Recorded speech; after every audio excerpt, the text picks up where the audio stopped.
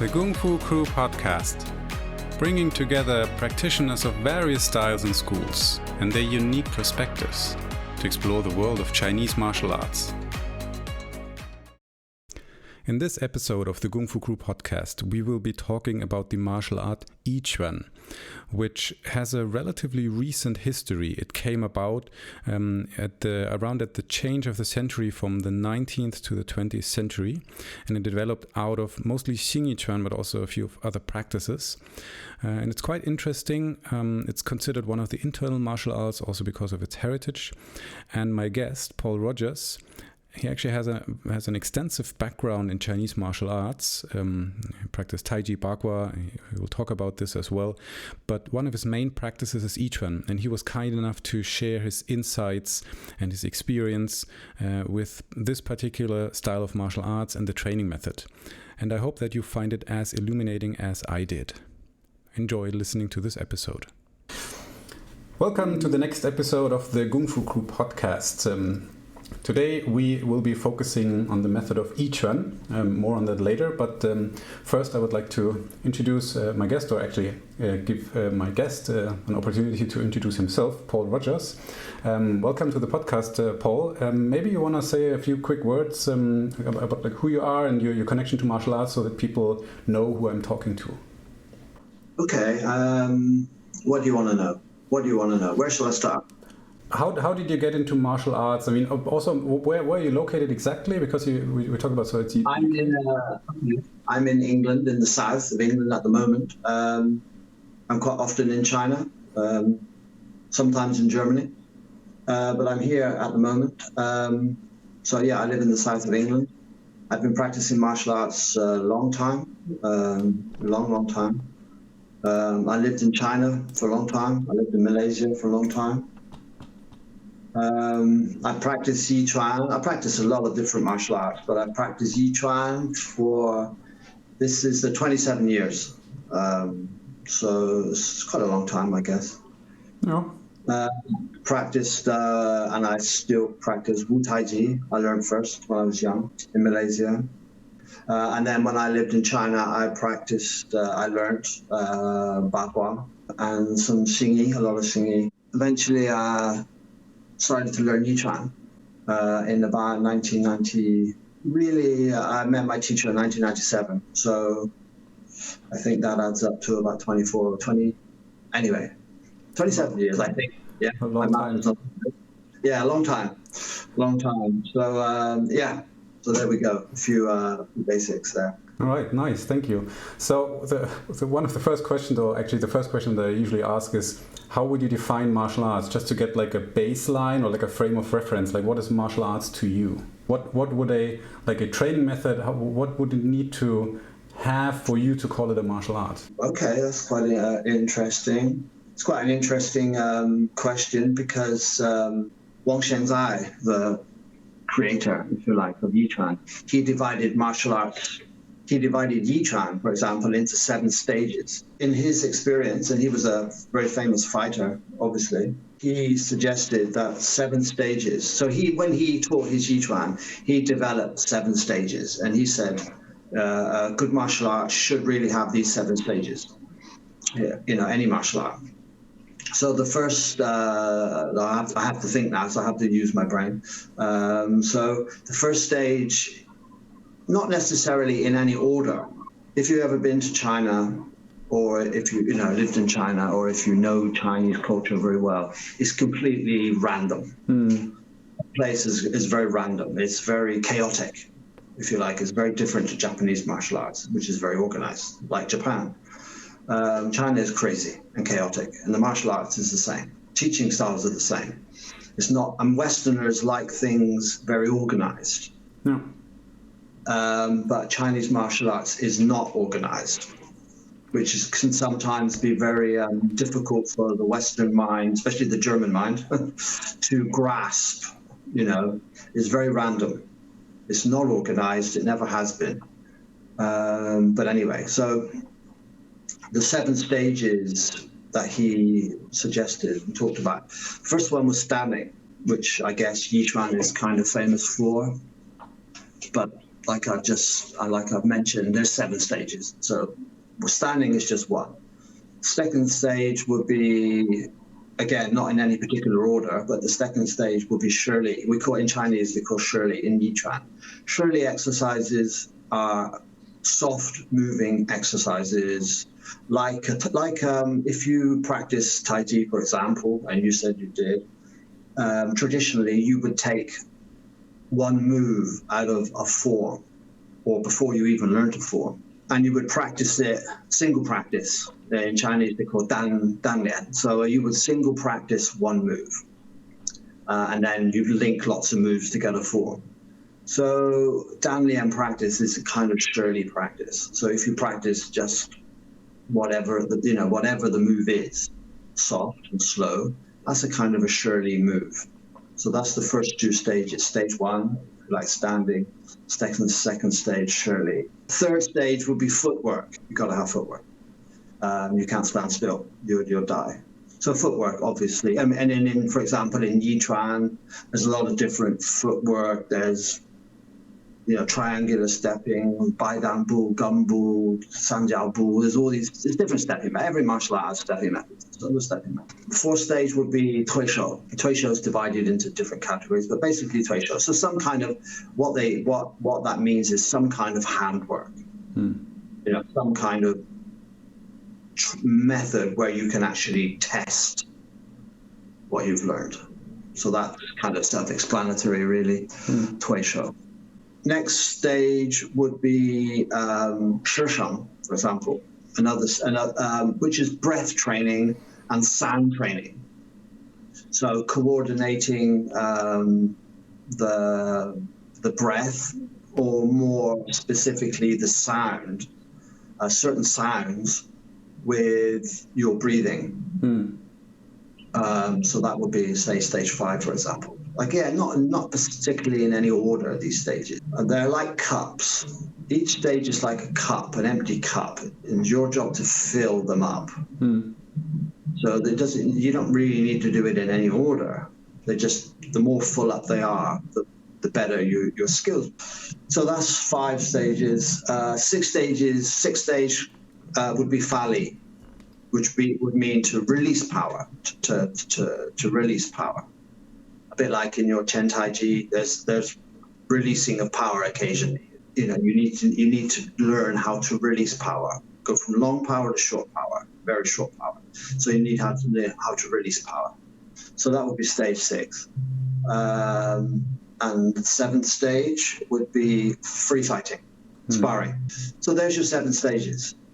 So Wang Shenzai's theory was a good martial art must have these stages. They might be called different names, but they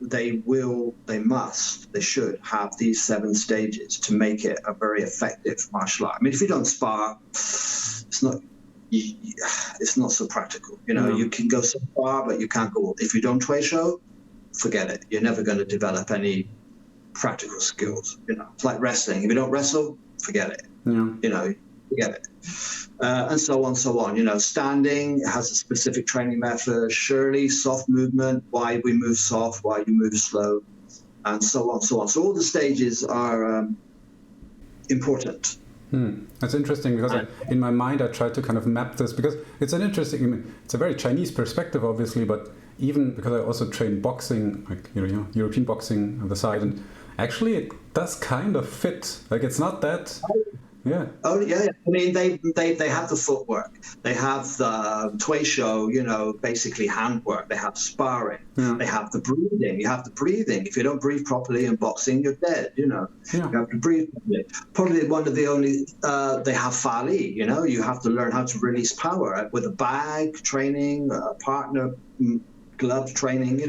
We've seen Tyson, in the power that he generates, with his explosive power, it's Fali. Yeah. Probably the only thing boxing doesn't do is standing. Not as much, yeah. It's interesting though, because in the beginning, there was a lot of this, like, okay, take your stance, and then they would actually correct your boxing stance. At least at the gym there was. But it's different. Yeah, that's interesting. That's a very good point. Well pointed out. So you could say, in theory, boxing has pretty much all of those stages, which is why it's a very effective martial art, if you like. But I would say, standing in every martial art I've seen, and I've seen it all. I've seen stuff that you would never know, you would never have heard of and never known existed, honestly. I mean that. I've seen so much stuff, especially living in China.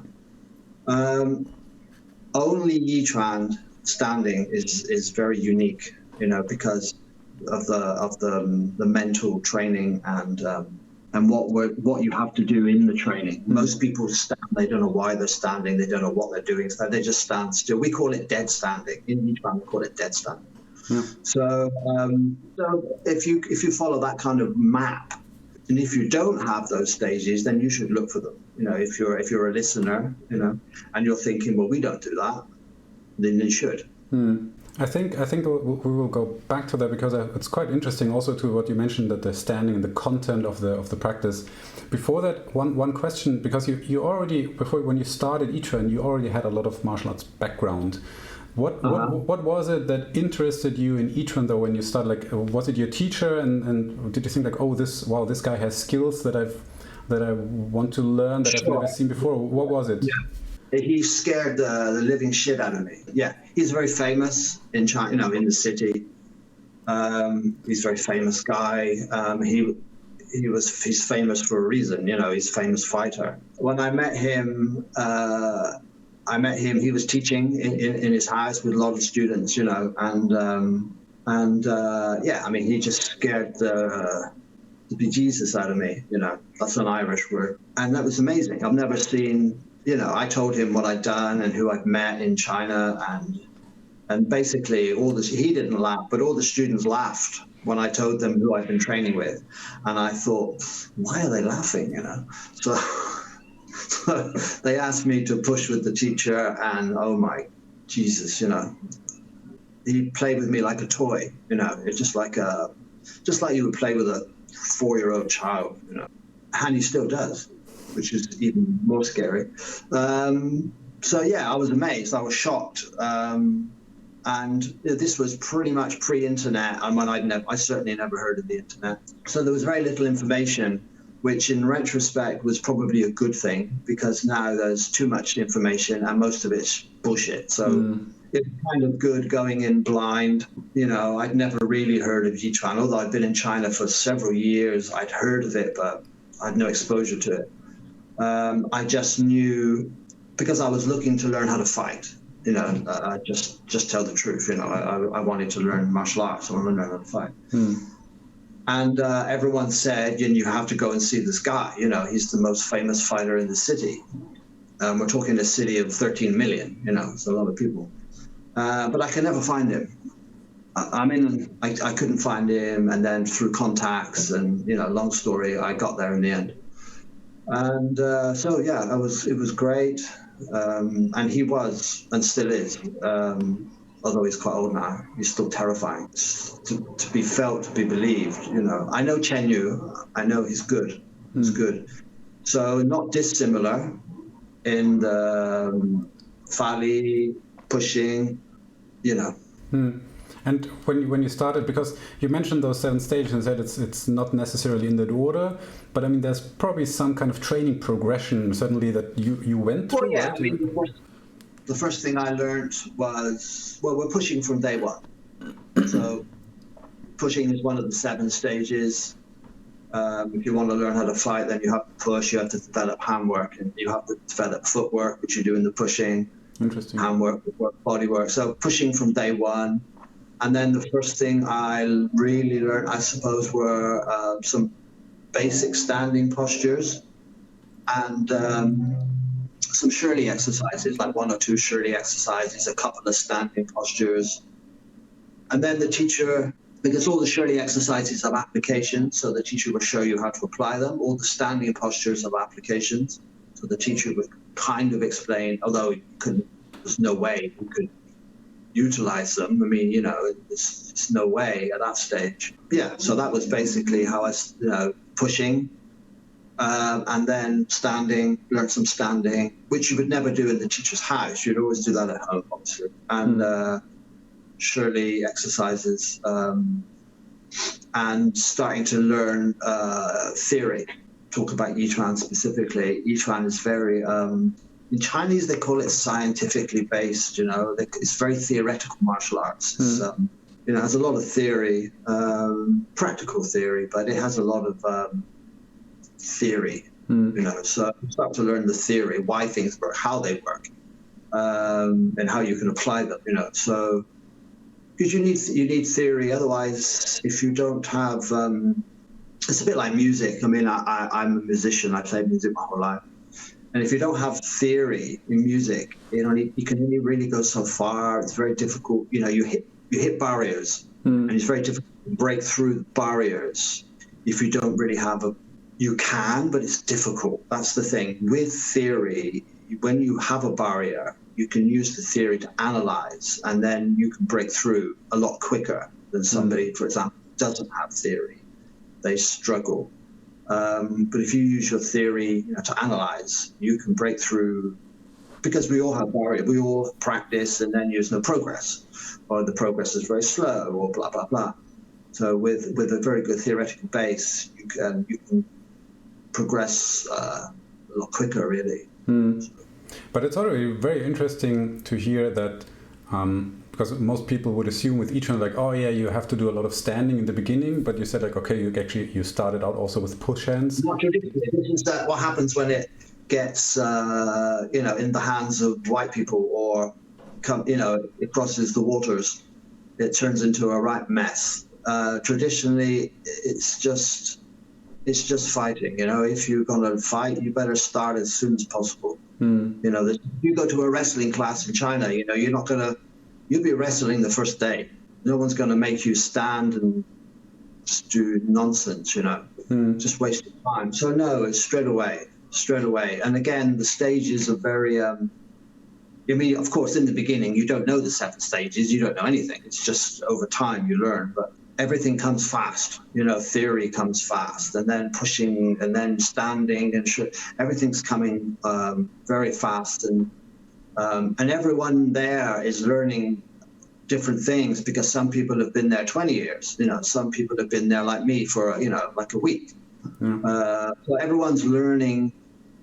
Some are better than others, some are smarter than others, some are stronger than others, some are younger, older, So everyone's learning different things, and everyone's on a different, different skill level and absorbing different things. So, some have learned a lot of Shirley, some have learned a lot of standing, some have learned none, whatever, So everyone's learning. It's like I said, it's not very structured. China is not like what you would expect, for example, in the West or, in Japan. It's just you're just thrown in, and you kind of hang on, grab what you can. But you mentioned this idea. I think that's quite interesting for people who are not familiar with Yiquan. I said, okay, so there's something that you consider dead standing, like standing practice that may not be that helpful. Yeah. A lot of people will stand. I can tell you a funny story that happened recently, a year or so ago, but a lot of people just stand. They don't know why they're standing, or they don't have any, there's nothing going on internally or mentally why they stand. And usually what happens, they stand too long and they just get stiff. And stiffness is, it's taboo. It's in martial arts, you can't be stiff. You can't be stiff. You need to be relaxed. You need to be soft. You can't have any stiffness in your body. You need to train the stiffness out. So most people, they just stand, and then they stand and they keep standing. So they just get stiffer and stiffer and stiffer. And there's nothing going on internally. There's no mental imagery. There's no, there's nothing going on. So we just call it dead standing. It's just pointless. All it does, if you meet people, yourself, and as you progress in your martial arts, if you meet people that stand a lot, you will find them very strong, very stiff. And people that are very stiff, they're very easy to push and play with. It's not going to help you at all. So, where if you meet someone, for example, like a BJJ person or a wrestler, they're very soft. They have internal strength, of course. They have structure and physical body mechanics, but they're very soft. They're fluid.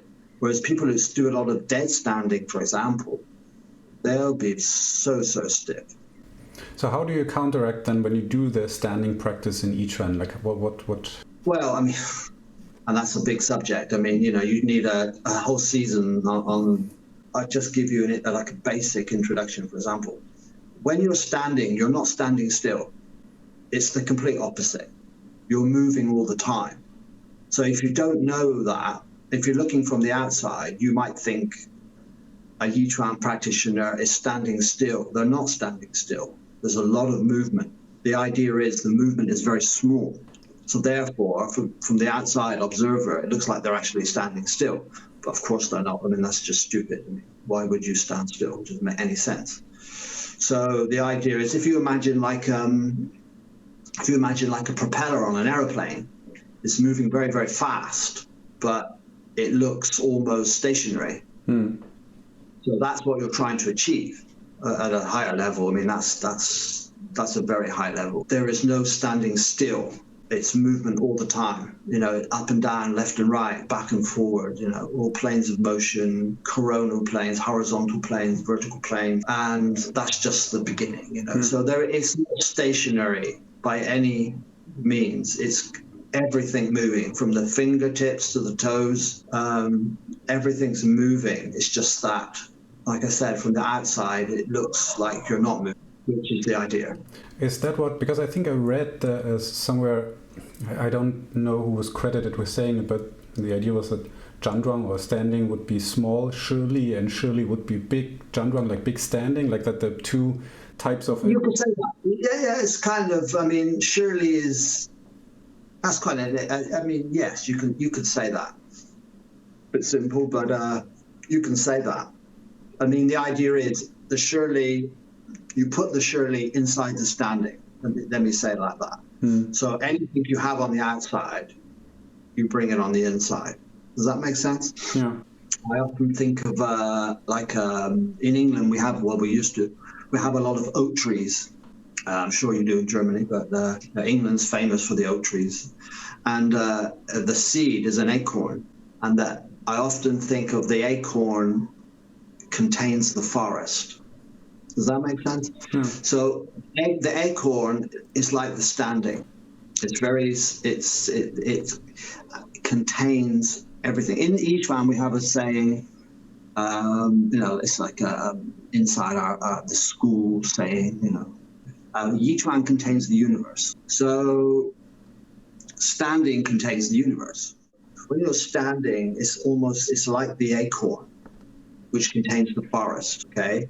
There's birds, there's trees, there's animals, there's flowers, there's, everything's inside the acorn. It just hasn't really, it obviously hasn't turned into a forest yet, but it has that potential. So standing is like that. It contains everything. So it contains all your Shirli, contains all your handwork, your bodywork, your footwork. For example, if you were to do your Chen style Tai Chi, for example, so if you just did one move and you practiced it, and then you worked on a straight line, and then you practiced it, and you practiced it, and then suddenly you stood still, you almost feel the body is boom, boom, you feel like the body is kind of like moving. It's a bit like that. Interesting. You stand still, but you feel like everything is moving very big, very out on the outside. Yeah, so it's a little bit like that. Is that also the visualization that you mentioned before? Yeah, that's the Yi. I mean, that's what the Yi of the Yiquan is about. It's all about what you do with your mind and how you create, visualization, imagery. Yeah. So so I understand the connection. So Zhandruang was standing and Shirli, and you mentioned you would start with push and stow, like at the same time, which totally makes sense to me. What about Fa Li, like the expression of force? Would that also be something that you would start training? No, they wouldn't normally teach that in the beginning because there's no point. Because you could learn it, but to be honest, the teacher wouldn't and I don't.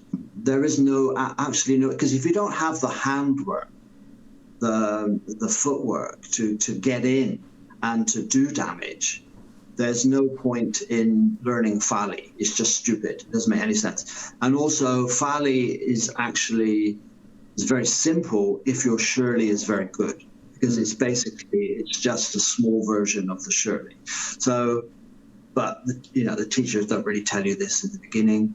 It just takes a long time. So when your Shirley is very good and your body is very harmonized, then it's easy to get power out. It's not a big deal. So, I mean, that's just power on its own. But power on its own is useless. You need to have handwork and footwork, because if you can Fali, I mean, if you can break shit, whatever you want, snap, and if you don't have the handwork and the skills to do it on an opponent, then it's also a waste of time. So Fali on its own is just pointless, if you don't have the skills to make use of it. Yeah. So it's better to learn handwork, bodywork, pushing, all the techniques first, and then you can learn the Fali, which will come naturally anyway. It's like I learned Chen style when I first went to China. I learned from one of Chen Fa-Ke's, believe it or not. I learned from one of Chen Fa-Ke's disciples. It was the first week I got to China. It was amazing. This was an old dude in a big, huge coat. And this was old China. I mean, Jesus Christ, you can't imagine what it was like in those days. And he was teaching, but everything he did was soft. There was no Fali. I mean, Chen style Chai Chi, everyone knows they got some Fali, you've got some Fali moments, I think even Chen Yu teaches a Fali, form now.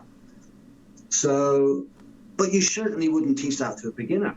It doesn't make any sense, because they don't have the body mechanics in place to do it. They'll just end up hurting themselves. It's just insane. Yeah. So, the expression is there when you need it. You certainly wouldn't teach that to a beginner. It's just pointless. First, learn the mechanics of the form, the mechanics of the body. And when you're ready, you can express it anytime you want, really. They're just examples of Fali. You can Fali at any point. That's the point. But, Fali is a stage. You need it. Traditionally in Chinese martial arts, Fali is important.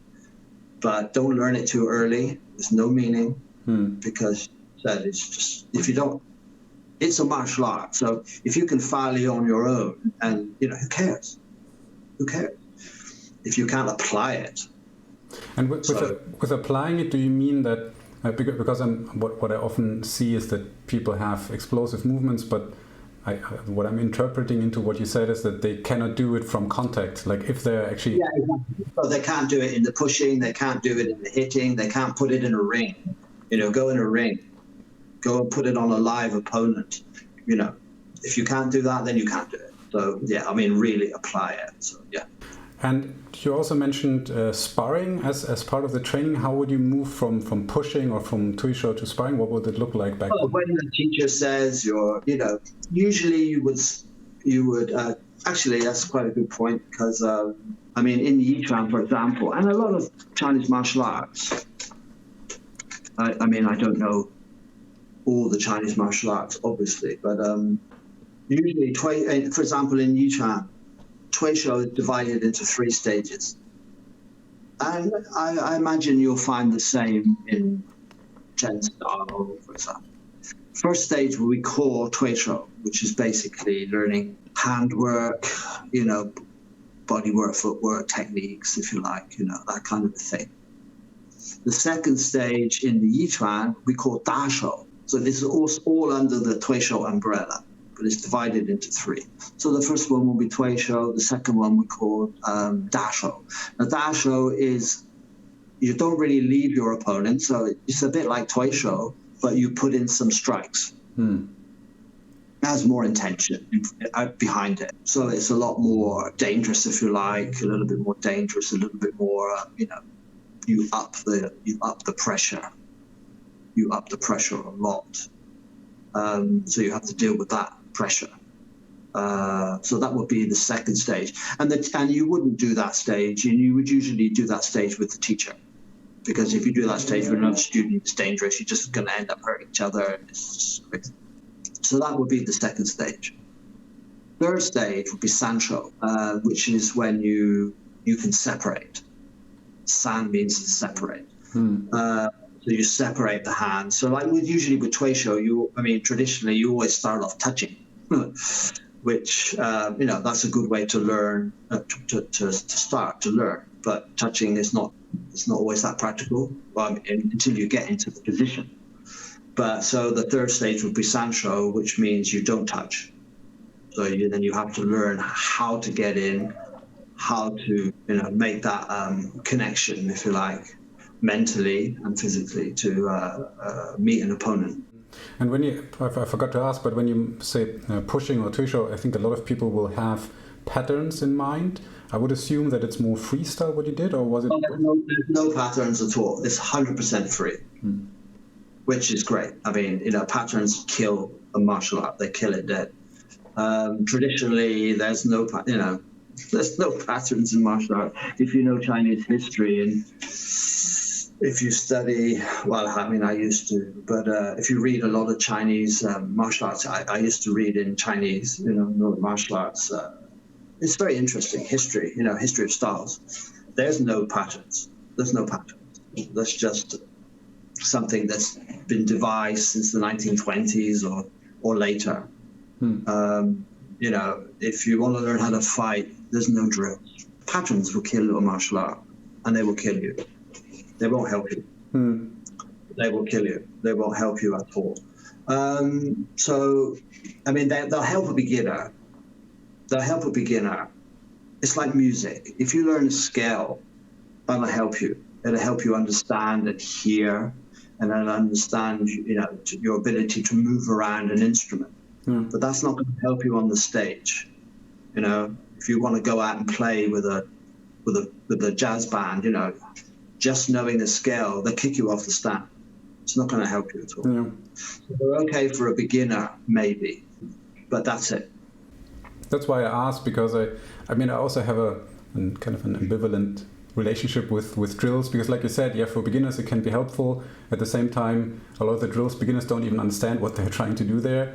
And I think a lot of people stick to the drills too long. And like you said, suddenly it's freestyle and they don't know what to do and nothing works. And nothing works. And that's why a lot of Chinese martial arts, they get a bad reputation, because they're too drill-based. People will rely on the drills to make money, to enhance their ego. It's a normal thing to make money, to make your ego big. It's kind of a human condition. So, of course, drills are great for that, but when it comes to fighting, drills aren't great. You don't have drills in boxing. You go and you spar. There's no drills. Maybe in the beginning, for a beginner, there's a few drills, but it soon stops when you spar. You just have to spar. BJJ is the same. There's no drills. Also, everything actually in boxing, everything that you do as a drill is very much the same. Then you can immediately apply it to sparring. It's usually just like a smaller. Exactly. So drills will kill a martial art, unfortunately. But as I'm sure you're aware, most martial arts aren't very martial. It's an old thing. It's an old thing. Sort of dying from the modern world. So drills, no, in Yiquan there are no drills. There are single hand drills, but again, they're very early stage, and eventually they're also freestyle. So no drills, not really. And in terms of application of fighting technique, my exposure to Yiquan has been limited, but I'm mostly associated with strikes and kicks and stuff like that, not so much with joint locks and throwing, or is that? No, you're right. It's there, you just don't really see it so often, but of course it's there. It's there, but not like, for example, what you would see in Bagua. I mean, Bagua or Tai Chi has a lot. You mean you do Chen style, and it's the same with the Wu style. I mean, Wu style, Chen style, to me, they look very similar. I know people will disagree, but to me, there's so many locks and so many throws. It's just a wrestling-based style. It's just nuts. But with the Yiquan, no, the locks are there, but it's mostly striking. You know, you would head, elbow, shoulder, knees, feet, whatever. One thing that we haven't touched upon at all so far is like strength training and conditioning, and like specifically, are there any types of strength training exercises? Not really, no. Standing is hard enough. I mean, reasonably physically demanding. And the thing is with strength training, like I said in the beginning, with dead standing, it makes you very, very stiff. It makes you very, very stiff. So you have to be very careful with that kind of thing. There is training in a way. I mean, we have spear training in Yiquan. We have a spear. There's a few weapons, believe it or not. And spear is one of them, or stick. You know, people usually use just a stick, but you know, a spear. But that won't be practiced until you're soft enough. Put it like that, because people, my students often ask me about the spear. You know, and I said, you're not ready to learn the spear. You're too stiff. But I want to do it. I want to do it. I want to do it. Okay, you do it. And then they end up, you know, with headaches or, you know, sore arms, and their pushing goes downhill because they're just getting stiffer and stiffer. So you have to introduce that kind of thing at the right time. But apart from the spear and hitting the bag, because there's some bag training in Yiquan, but it's not like boxing, hitting the bag. It's nothing, not really like that. There's nothing really, nothing apart from that. That seems also to be a commonality. A lot of styles use weapons, and sometimes also heavy weapons, as kind of a more organic strength training, a more maybe movement type. But like I said, if you do it wrong too early, you'll just end up stiffer and stiffer and stiffer. How is it? I mean, I think in a lot of places, Yiquan is kind of sold as like the perfect health training. I think because people emphasize the standing so much, and then it's like it has a connection to Qigong. Did health play a big role when you trained it? Was it? No, never. It's real old school. No, that's a new thing, and no. The answer is no, I'm afraid. But is it? It's like you know. I mean, you get benefits from practicing the form. Obviously, I mean, you know, you get health benefits. You get health benefits from Toy Show too, but it's more of a byproduct. I mean, traditionally, Tai Chi is martial art. I mean, you know, if you practice martial art, you will get stronger for sure. You will get healthier. You know, everything will improve, but it's not its primary focus. The primary focus is martial art. It's the same with Yiquan. It's a martial art. You will get softer, and your health will improve, obviously. You know, it's funny because I was teaching yesterday, for example, and I was pushing with one of my guys, 6'5", 250 pounds. I mean, the guy is huge. He's younger than me, and you know, 2 minutes of pushing, he's panting. I mean, for me, not a problem. Absolutely nothing. You know, so this also improves your health. Indirectly, you know, pushing. But as far as the emphasis on health, no, nothing, ever, not ever. 100% martial. But that also means essentially the health benefit would be baked into the training, like there's no separate, because that's some styles have that, like, separate Qigong systems or something, but that doesn't really... No, not in the Tai Chi, not in the Bagua I learned, not in the Xingyi, not in the Yiquan, nothing. How about this, because you mentioned this visualization training, so obviously there's a lot of introspection going on, but I would assume... No, introspection is not the right word. What would you call it? I call it this training the yi, your mind. Introspection gives me the thought that introspection seems to be like you're thinking, you're pondering a problem, you know, But it's nothing like that. No, absolutely 100% nothing like that. Also, I mean, I think it's interesting to talk about the terms, because a lot of people, I mean, you have terms like mindfulness or meditation. I would assume that these would also not fit meditation. No, 100% no. Yeah. 100%, because, for example, most people would think about meditation as emptying your mind. Try not to think. But Yiquan's the complete opposite. You're trying to fill it up. So it's completely opposite. Yeah, that's why I'm asking, because I find it quite interesting that, you know, there are a lot of things that usually get interpreted into those training methods that may originally not have been there. Sure. I mean, for example, in the Yiquan, I might be standing and I'll be thinking about, like I said earlier, if you consider the phrase, Yiquan contains the universe. So you have to bear that in mind when you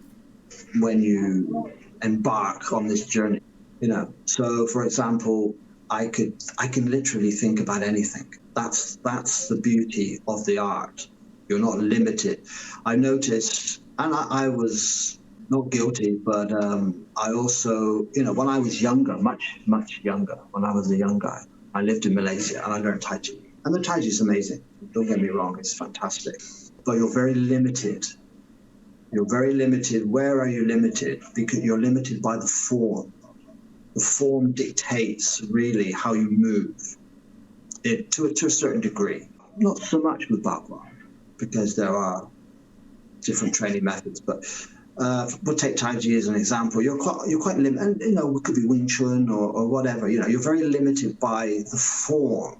The form almost dictates how you move, if that makes sense. You know, if you have your hand in the wrong position, the teacher will say, no, your hand can't be there. But you might say, well, I like my hand there. You know, so it's like, you know, but the form says you can't put your hand there, or you can't step this way because the form says you have to go right. But you say, well, I want to go left. But the teacher said, well, you can't go left because the form says we have to go right. So you're kind of limited by the form, which is not necessarily a good thing, because that stems the creative mind. And martial art, there's two sides. One is martial, one is art. So you need, the creative side is very important. It's as important as the martial side. So the one of the good things with Yiquan is this creative side. It's not compromised. It's not, you're never told, you know, you have to emphasize the have. You have to develop this art side. You have to develop the freedom side, which can be a good thing. It also can be a very scary thing, because now you have the ability to move where you want. There is no one saying you can't do this, you can't do that. For some people, that's scary. That sudden freedom. So, but anyway, back to my point, the standing. So if I'm standing, I can think of anything. But in the beginning, you would learn simple imagery. You learn simple things. So obviously, you can't really do anything. And the more complicated the imagery is, the easier it is for you to lose that image. The easier it is for your body to get stiff, and then you're just going down a different rabbit hole. You know, it's not good. It's really not good. So if you start off with simple images, you can keep your body soft and try to build up the image. So, for example, you might start off thinking about water, like being in the water, for example. How far does the water extend? So the further, the better, but that takes time. You know, water by your feet, water by your arms, water around your back. You know, which direction is the water moving in? So the water is going up. So there's training methods for this. It's not completely, you know, you're not just thrown in and find out yourself. There are proper methods to train. Is the water is going up, the water is going down, the water is moving left, the water is moving right, you know. So, and then you start to sense the different directions of the water. You start to feel like the water is soft in this scenario. And you would try to extend the feeling of the water away from the body. Try to get it as, well, in the beginning it's very difficult, but slowly over time you learn to extend the mind further from the body. And you can take it to extremes. I mean, I'll give you another example. This is a bit esoteric, but it's part of the practice. Yiquan is very esoteric. It's just so out there. It's just incredible. As far as the training and the mind is concerned, for example, one of the images, you might have chains coming out of your body, and the chains are attached to the stars in the sky. So when I move, I pull the stars down with the chains. That's just another example. Completely different to water. Obviously, a lot more complicated to do. I mean, that you would have to build up to an image like that. But there, even if you can do it, you have to know how to use it. So it all goes back to application. If you can't use the image of the water in your pushing, for example, or you can't use the image of the chains attached to the stars, that's also no good. So everything you learn in your standing, your Shirley, all has to go in the pushing. All has to be practical. And then when you learn everything in your pushing, it goes back into the standing, back into the acorn. It contains the forest. In the beginning, you've got an empty acorn shell. You don't understand anything. It looks like an acorn, but it's empty. But after 27 years, the acorn, what's inside is very different to someone who's been doing it for a week. Yeah. Does that make sense? Although on the outside, the two acorns might look identical. If I plant one and come back in 200 years, I'll have a forest. If I plant the other one, there's nothing. Because the practice is still empty. There's nothing. Exactly. So if I stand and someone next to me is standing, they would look the same. But they're not the same. 100%. One is different on the inside. One is empty on the inside. But I guess these esoteric elements, or what you called esoteric elements, is what kind of drew some people to the practice. But then I find it super interesting. It's very arbitrary in the sense of that people take out some of these ideas and then they connect it to this is, like you said, health practice or whatever, and they leave out the specific purpose of the original exercise. Sure. Well, I mean, that's common, Daniel, as we know. I mean, most martial arts, as you know, I'm sure you're aware, are very watered down versions of where they started from, whether it's Tai Chi or Xingyi or Yiquan or whatever. They're very different to how they were when they were created 100, 200 years ago. They're very different versions. And it's very rare to find a version of a martial art that's very original or very close to the original. Anyone can learn a Tai Chi form. I mean, you can go on YouTube and learn. I can learn Chen Yu's form. I have lots of Chen Yu's videos. I mean, I know people, private videos. I can learn that. I could do the form of my experience. I could do the form as good as anyone could do the form. I'm telling you. So what I'm trying to say is anyone can learn Tai Chi. And anybody can learn standing because it looks that simple. Although there's 7 stages, you can fool people with standing. You could learn standing on YouTube for 1 week, and you can go out teaching standing. Doesn't make it Yiquan. Just by learning a form on YouTube doesn't make it Tai Chi, does it? Very different from what really is, the real thing. Although you can fool people and even fool yourself by doing that. Yeah, I mean, that kind of leads me to the next and also to the final question that I always ask. How should Chinese martial arts, or maybe specifically also Yiquan, or maybe also the community around it, how should it develop in the future? Like, what would you be hoping for? How people treat teaching, practicing Chinese martial arts. What do you have? I think it's dying. I mean, it's definitely dying. 100% it's dying. When I first went to China more than 30 years ago, it was dying then. I mean, but if you got up at 5:30 in the morning, and you went to the parks, you can see a little bit of Xingyi, you can see a little bit of Chen style. I've seen some good Chen style, back in those days. I trained with Chen Faoke, a student, for a while. When I say a while, I mean, it was only 2 weeks. So.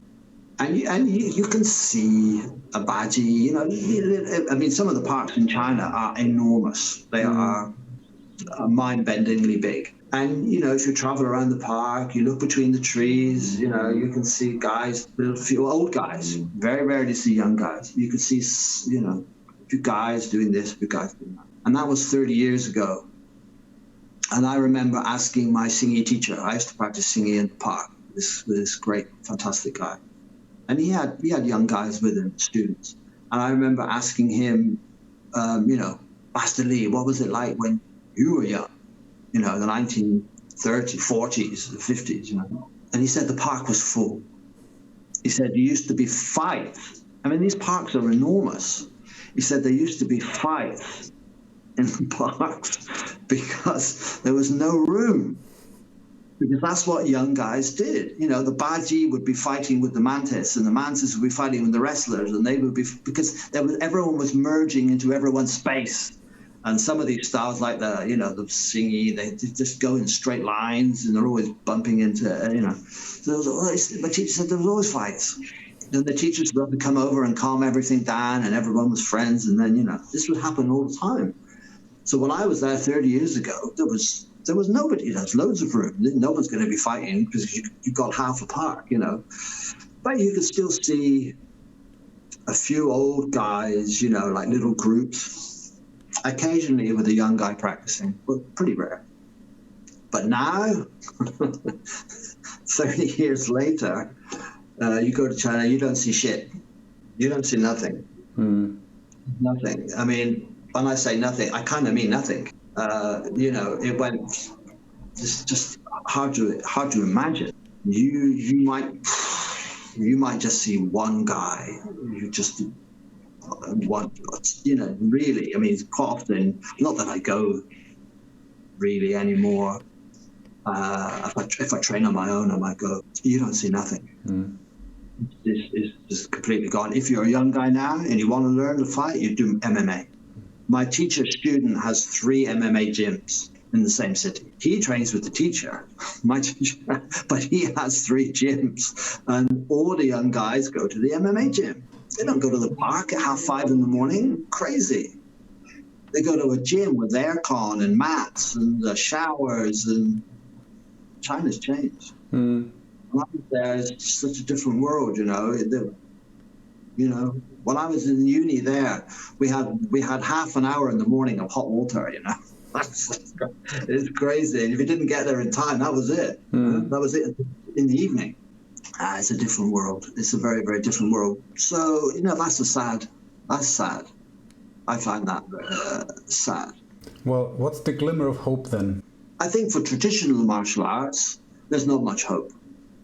Really. I mean, there will be people still practicing it, like myself, like you, for example. Maybe let me ask you a different question. What would it be that like traditional martial arts can offer that, for example, MMA can't, in your opinion? Like the art, the creation. Martial arts is a very strange thing. It's very mysterious. What makes it mysterious is the mind, you know? It's the mind, and what you can do with the mind to push the body. It's like the petrol in a car. You know, without the petrol, the car doesn't work. It doesn't matter how good looking it is. It's useless. And one thing MMA doesn't really have is the mind. They don't have the art side. They have the martial side to the extreme. But they don't really, I mean, some people do. I can't say, you know, they all do, because I don't know them all. You know, that's not fair. Basically, the art side, that side, the mind contains the universe, you know, what's everything you can think and see and imagine, you can put in they don't really have this, you know, so the art side is not really there. The art side is also fascinating. It's as fascinating as the martial side, you know, and the two propel each other. So MMA, for example, which is very popular, and it's very good if you can learn how to fight very fast. But, you know, when you're 60, 70, 80, then it's a different thing, you know, because the traditional martial arts, you'll still be soft and you still have the skills and you can still kick ass when you're 70s and 80s, you know. You won't have bad knees and a bad back and everything's falling apart, and be brain damaged or whatever, So I think the art side is one thing, the traditional martial arts, but they have to be real martial arts. And that's the thing. The real martial arts are very hard to find. They might have bits of the tradition. They might have bits of the martial. They might have bits of the art side.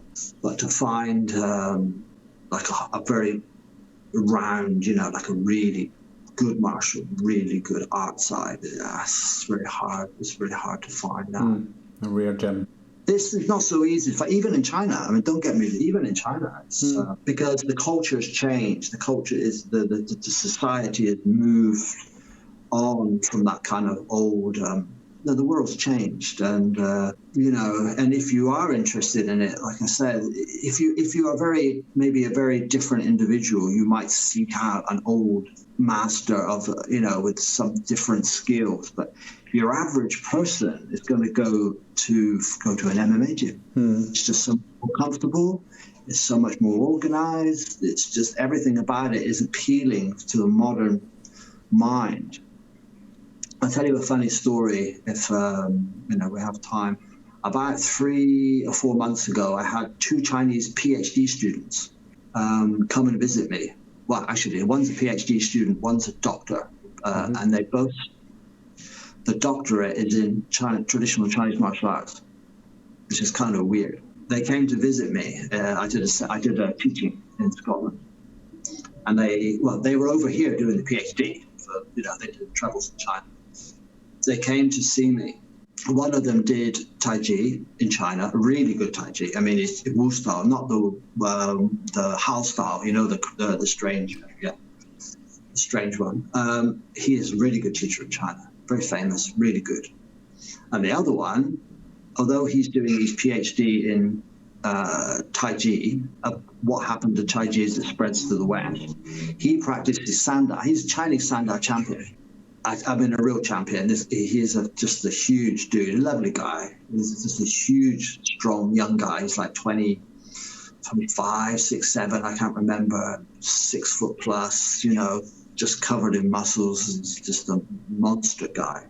But after I showed him what Tai Chi really, I mean, he only practiced Sanda. He specialized in Sanda as his master's degree and what he learned in China. He's from Chengdu University. And after I showed him what Tai Chi was, when he go back to China, after his PhD, he's going to find an old teacher. It was just quite funny. It was just the whole thing was just quite bizarre. Because once he saw, because to him, even though he's Chinese, he lives in China, he's at a Chinese physical university, whatever they call it. He had no idea what Tai Chi was. He just thought, and he'd learned some form, but he had no idea what the movements were. He had no idea about the fa li, about the locking, the throwing, the joint destruction, the striking. He had absolutely no idea. And it's the same throughout China. If you're a young guy, you look at that stuff and you just think it's nonsense. It's just for old people. And he's the same. But after I showed him what it was, he said after his PhD, he's going to find some old dude and he's going to learn. I think that's a great story because that actually gives me hope. In the sense that, it's obvious that Chinese martial arts has become very niche-y, but people who have experience fighting, they can actually see the value. And I think that's really interesting. Yeah, it was a funny, completely weird story, really, when you think about it. But, it happened and I inspired him, I think, basically, to not look down at it. Because he just looked down at it. He thought there was nothing in it. Which is, I can't blame him. It's just the world changed, Yeah, but that's nice. Very nice. Yeah, funny. It was really funny. All right. So thank you very much for all those insights. That was very illuminating. And I do have a bit of experience with Yiquan, but not that much. So for me, every interview is really interesting to understand those methods better. And again, I can see certain connections are interesting that. Maybe that aspect is there in my own training, but I never really focused on it that much, and it's it's also very enriching for me, for myself, and Yeah, so thank you very much. Maybe there will be an opportunity to go deeper in another episode. Sure. You ask me if I have time, then it's no problem. And I'm usually in Germany quite a few times every year teaching. So if you if you ever want to come on up and see us, the crazy guy, you're welcome, of course. Yeah, let me know, and maybe we'll work out and yeah.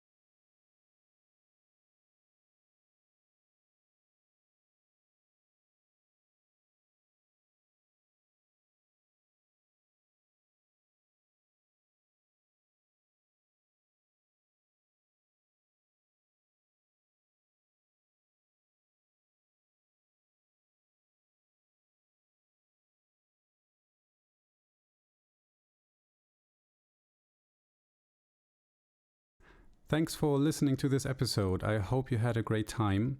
The next episode will air next month. And until then, feel free to check out our Instagram account, where we also feature some of the people we talk to, other practitioners and teachers of Chinese martial arts, and anything else that might be interesting in the world of Gongfu. Thanks, take care, and hope to meet again.